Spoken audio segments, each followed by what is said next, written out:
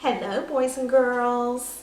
Today I thought we would talk about birds a little bit because that's what we would be doing if we were in school, except for I think we would be on spring break right now. But anyway, I love the bird study and I know you will too. It's so fascinating.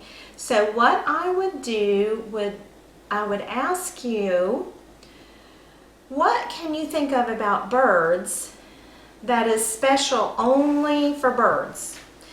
And somebody might say that birds are the only animals that have beaks. But guess what?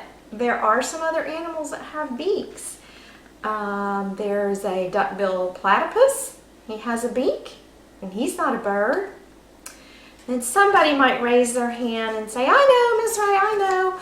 Birds are the only animals that have wings and can fly. Can you think of any other animals that have wings and can fly that are not birds? I can think of one. It's a mammal. And we talked about it in October around Halloween. Can you think of it? It's a bat.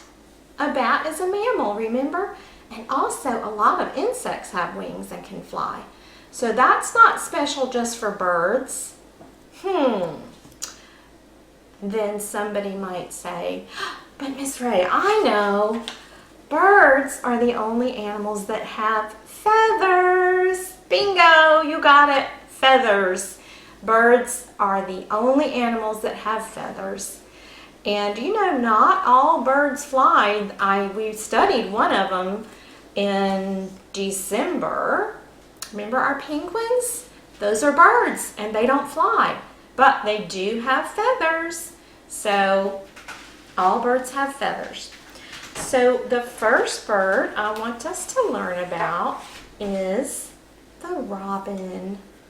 This is my little stuffed animal robin that I would show you. And it makes a noise and it makes a song. A robin is a songbird. And some of the other birds that we're going to learn about are songbirds also. But you know what? This is kind of crazy. Songbirds are not considered songbirds because they sing chirpy songs. They are classified as songbirds if they have perching feet, like these kinds of feet. Birds have all different kinds of feet. But if they have 3 toes pointing in the front and 1 toe pointing in the back, that's a perching foot, and that's what is considered songbird. So we have climbing feet. Some birds climb. We'll find out about some birds that climb. Some birds have swimming feet. I bet you can figure out who has swimming feet. And then some have grasping feet with talons.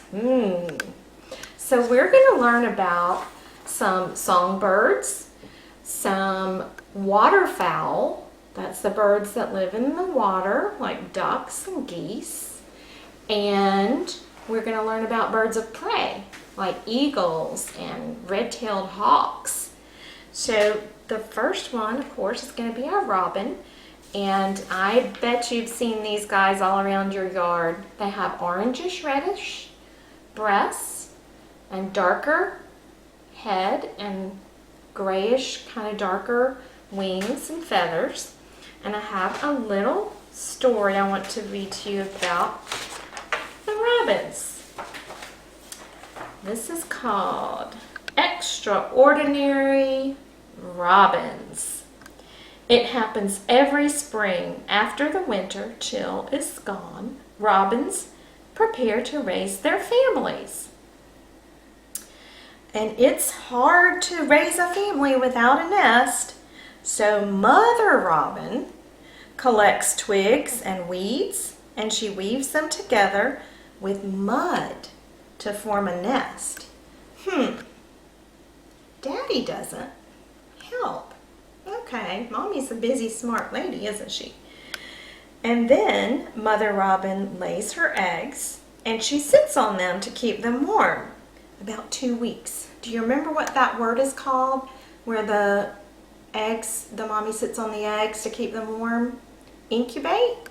So they are incubated for about 2 weeks. And look at the beautiful blue eggs. She lays about 3 or 4 beautiful blue eggs, and when they're ready to hatch, they use their little beaks and they crack their eggs, and look, they look like little pink creatures that don't even really look like birds.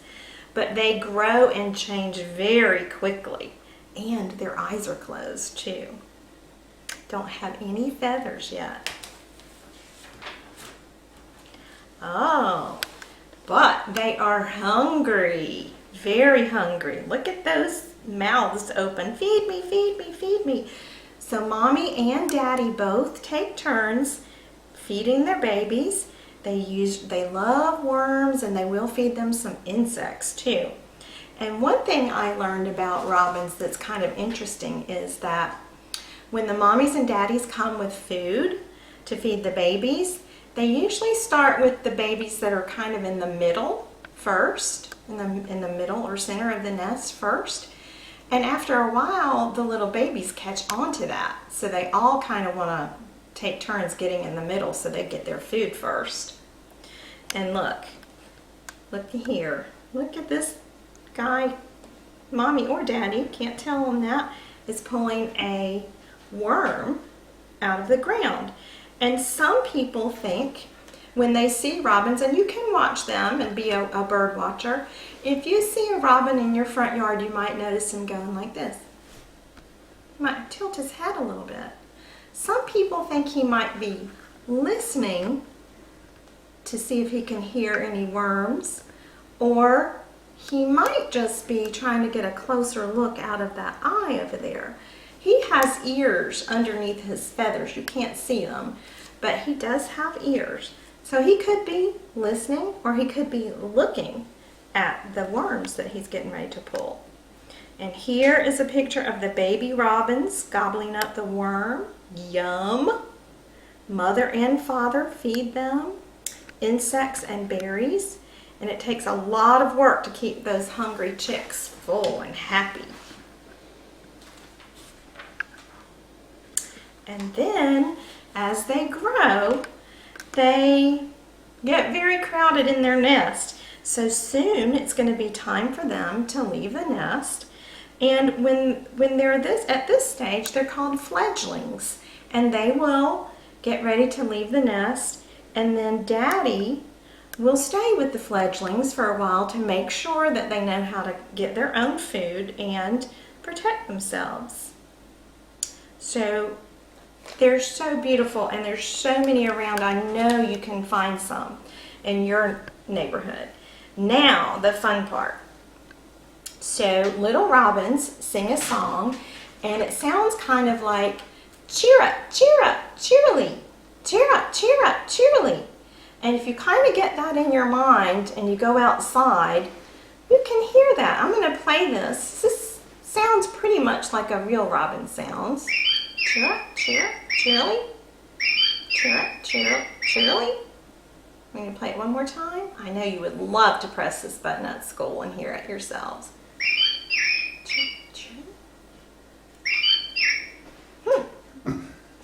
Taking a little break there.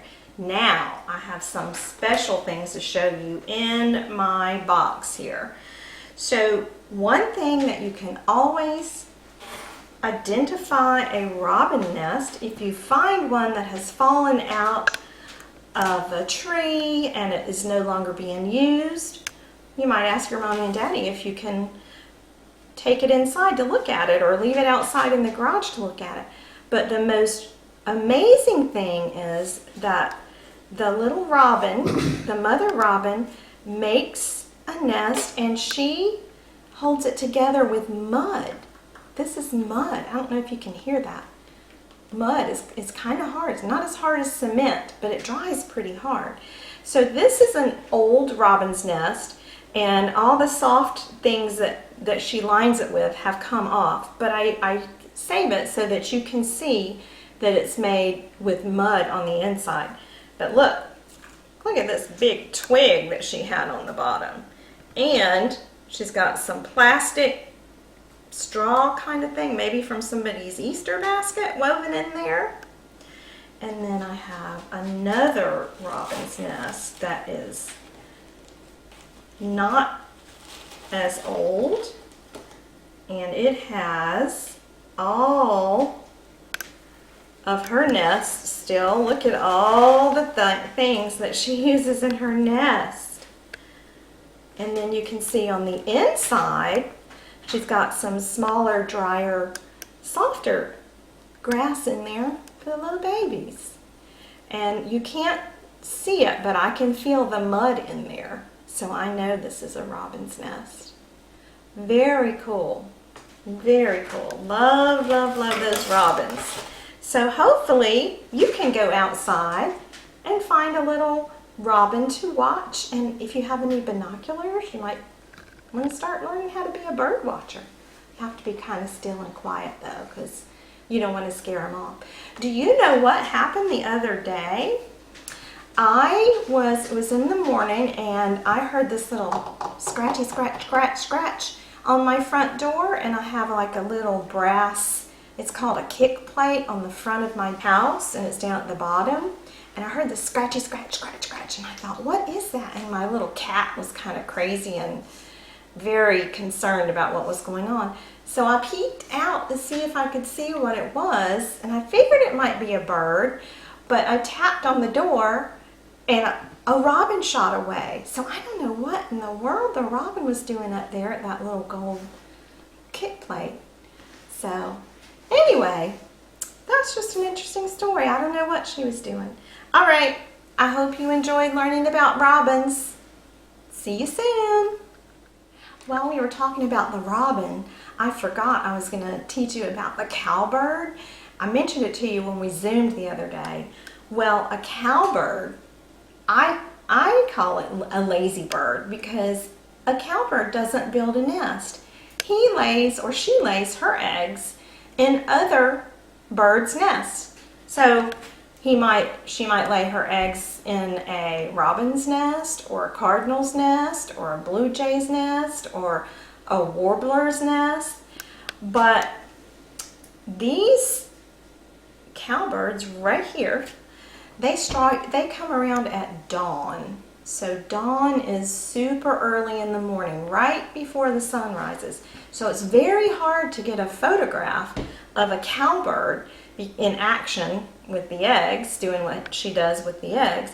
She will even take out an egg of an existing nest of somebody's, take that out and lay her egg right in the nest. She will trade out, kick out one egg, put in another of hers. Well, some birds say, okay, all right, well, here's an odd looking egg, but I'll take care of it and I'll raise it.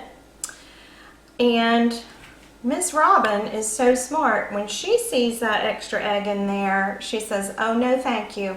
We're not having that. And she kicks that cowbird egg right out of that nest. She only wants to she wants to take care of her babies and not some cowbird's egg. And the thing is, a lot of kids sometimes say, well, that's not very nice of the robin to kick out that egg. But the thing is, the cowbirds actually are bigger birds than the robin. And so if they hatch, then they would require a lot of the food that the mommy's bring and the daddy's bring, and it would take away from her own babies. So she might be actually just thinking of her babies and how to keep them safe and healthy and have enough food. So I think it's okay that she doesn't raise the cowbird's eggs. Tomorrow I'm going to tell you about a bird that will take care of a cowbird's egg, and I'll show you a picture of that other bird feeding a little cowbird juvenile or fledgling. So stay tuned.